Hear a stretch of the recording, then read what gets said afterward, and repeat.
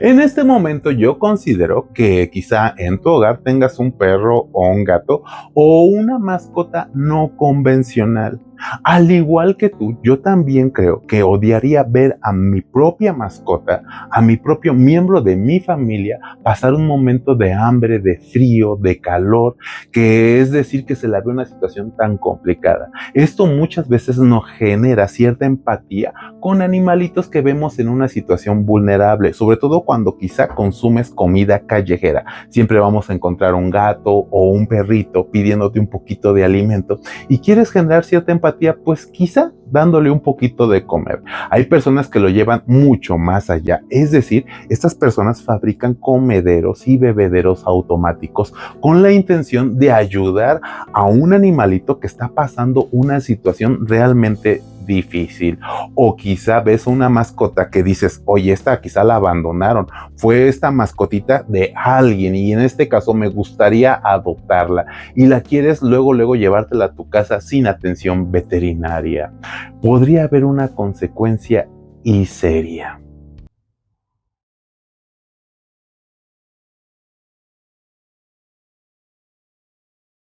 Por esta misma razón, haremos y platicaremos de cómo ayudar a una mascota en una situación vulnerable. Por una y simple sencilla razón, sé que hay muchos creadores de contenido que monetizan a base del dolor de las mascotas. Sé que a veces ponen un comedero o un bebedero, pero no te explican las complicaciones que puede llegar a haber a través de ese tipo de comederos o qué complicación puede llevarte a tu casa antes de recoger una mascota. Y entiendo tu preocupación, tan solo imagínate, en mi país ocupamos el primer lugar a nivel mundial de perros en situación vulnerable, al igual que gatos. Tan solo se reportan un estimado de 28 millones de animales que conviven como mascotas con los seres humanos, de los cuales cerca de 500,000 de estos animalitos que en algún momento fueron una mascota son abandonados año tras año.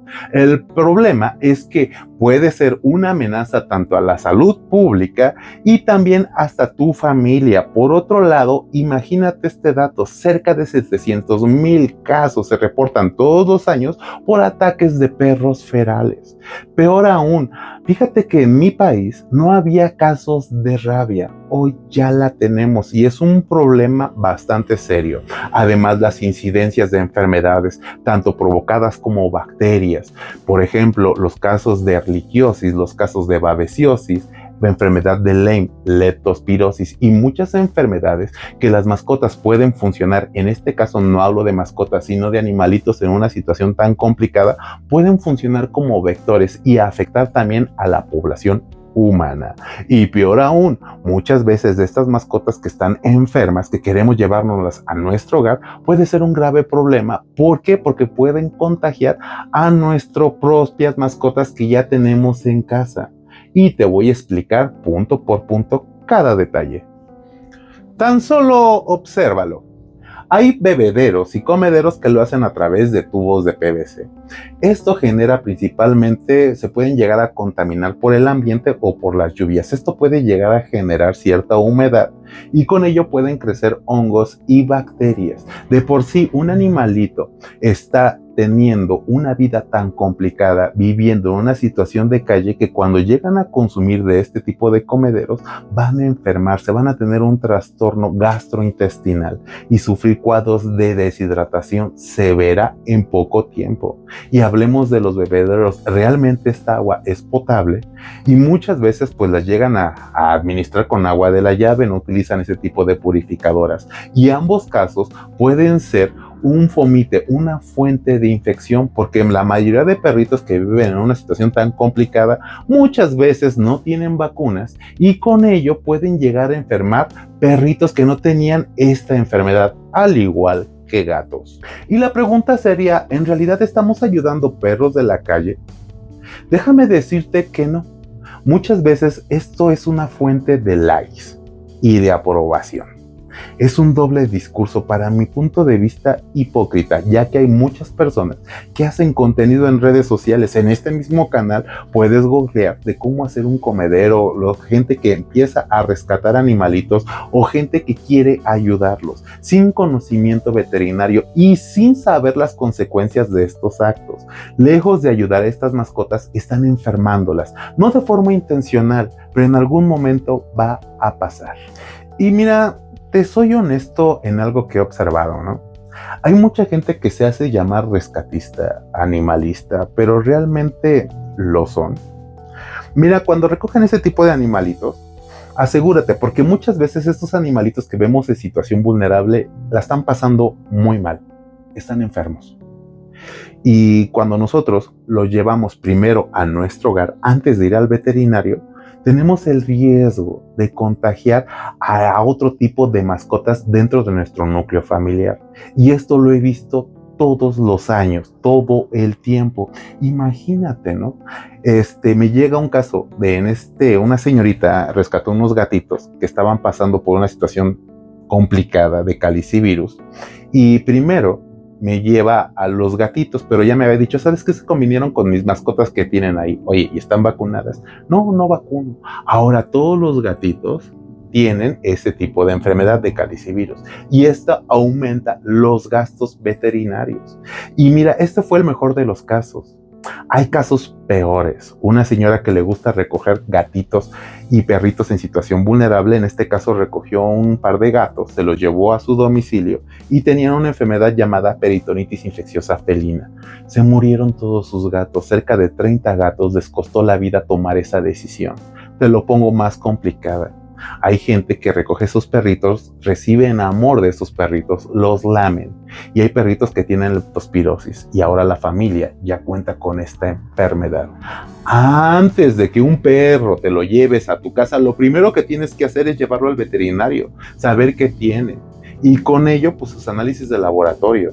La medicina veterinaria se tiene que hacer a base de la evidencia. Si no se hace a base de la evidencia y te dan un tratamiento, lamento decirte que estás con un charlatán, porque no tenemos, en este caso, la visualización para detectar virus a simple vista, bacterias a simple vista u hongos a simple vista. Lo que tenemos que hacer es su serología correspondiente.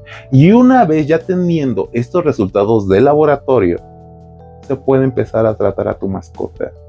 Y muchas veces pues queremos hacer tratamientos improvisados. En esta misma red social o en cualquier otra hay mucha gente desinformando. Quiero decirte que los remedios milagro, hay mucha gente que nada más está desinformando. Y con ello, cuando tú le das, lejos de ayudar a tu mascota, luego vienen con problemas de intoxicación severa, amenazando la vida y la integridad tanto de tu mascota y hasta de tu familia. Y por otro lado, he visto este tipo de videos todo el tiempo. Gente que rescata animales, pero en realidad eres un rescatista o un levantaperros o quizá tienes un trastorno de Noé. Es decir, gente que empieza a acaparar animalitos, llevárselos a su domicilio y estos se la pasan peor que en la calle. Créeme, me han llegado perritos hacinados que viven con una persona con un trastorno de síndrome de Noé, que tienen casos graves hasta de inanición. En otras palabras, estos animalitos no reciben ni siquiera alimentos ni los cuidados mínimos que deberían. Y si tú eres una persona que levanta perros a lo menso, en serio, vete a atender, tu problema es mental. Cuando lo agarramos y lo rescatamos, lo primero que tenemos que hacer es llevarlo al veterinario. Y a mí me molesta mucho una situación, que queremos ayudar a un animalito, porque realmente para llamarle el título de mascota ni siquiera es tuyo. Lo quieres ayudar con la economía ajena.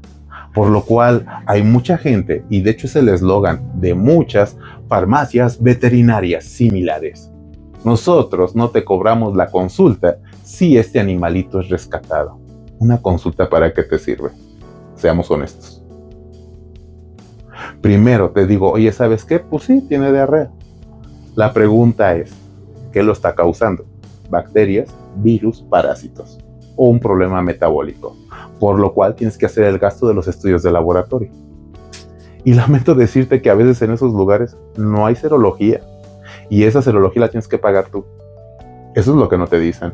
Y el tratamiento también lo tienes que pagar tú. Y el problema es que puede haber casos hasta de negligencia, utilizar medicamento humano en animales. Si alguien te da medicamento humano, lárgate de ahí, cambia de médico. Ahora te voy a decir, realmente quiero ayudar a las mascotas, quiero ayudar a los animales. Entiendo tu buena opción. Lo primero que tienes que hacer es valorar la asociación, el refugio de animales. Híjole. Y tienes que ver lo siguiente, si cuentan con un médico veterinario de cabecera, si tienen más médicos, si le hacen los estudios correspondientes, si le hacen la serología, si realmente se hacen cargo de los gastos médicos o los gastos veterinarios para tratar de salvar la vida, que de por sí este tipo de animalitos ya tiene una vida tan complicada. Y en realidad me interesa pues estabilizarlos, alimentarlos y pues darle un hogar digno a una familia. Y hay que ser también selectivos. Si llegan a un proceso de monitoreo y las cosas se hacen realmente a través de la evidencia, adelante. Puedo decirte que en realidad estás rescatando animalitos. Pero la realidad es otra. Este tipo de personas que tratan de ayudar a los animales o los levantan, pues tratan de buscar o salvar este tipo de animalitos con la economía ajena. Y ahí es cuando causa el conflicto, ¿no?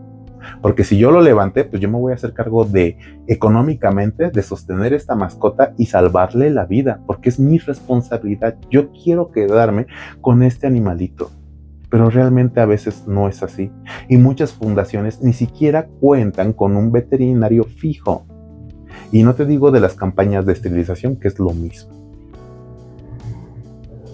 Por otro lado, si realmente queremos ayudarlos, pues hay que involucrarnos con algún tipo de fundación o asociación seria.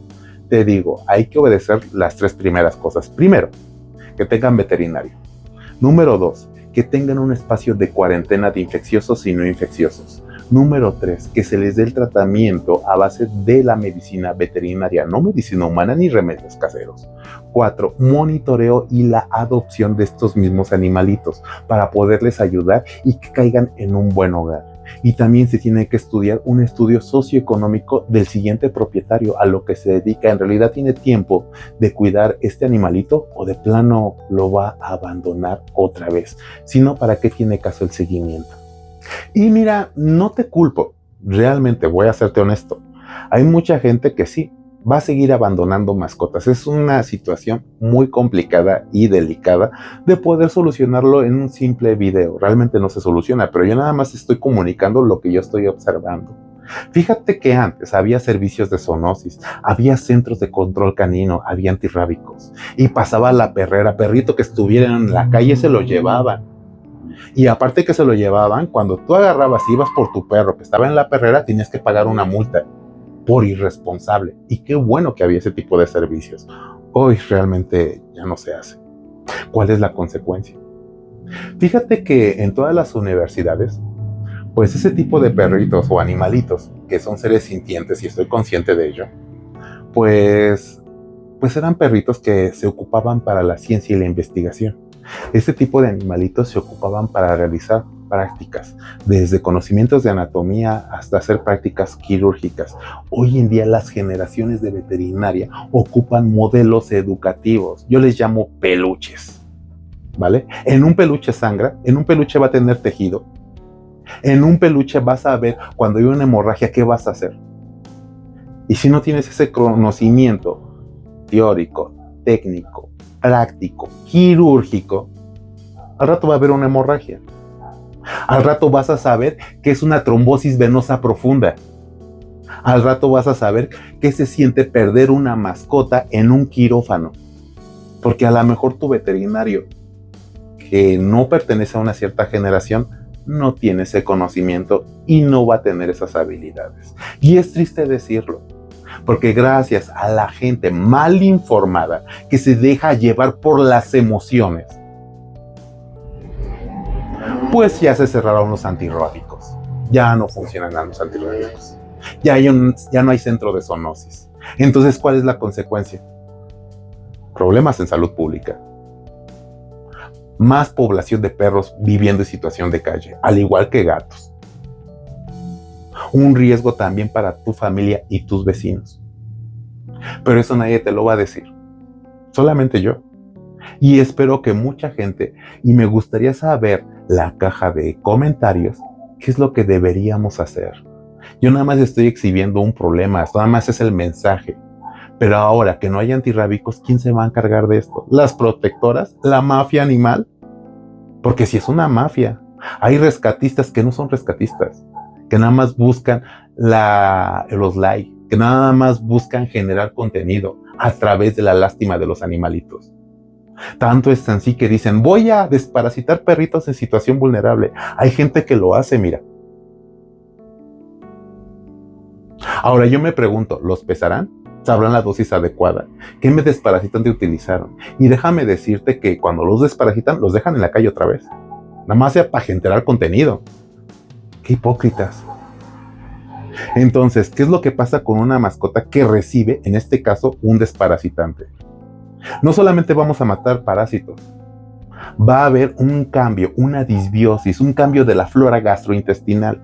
Y esto puede llegar a ocasionar una enfermedad de tipo bacteriana, una enteritis, va a causar diarrea.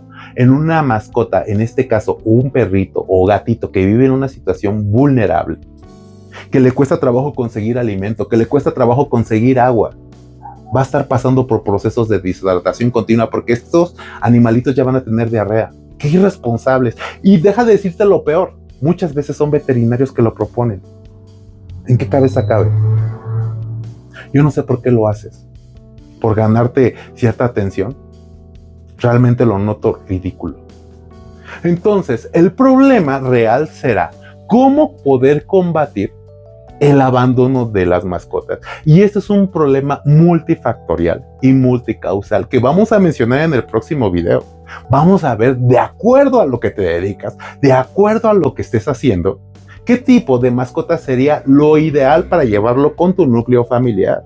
Recuerda que mi nombre es el Dr. Camacho. Pueden seguirnos en todas estas redes sociales. Nos vemos y muchas gracias por suscribirte al canal y dejar tu comentario. Hasta luego, gran legión de dueños responsables. Los quiero. Bye.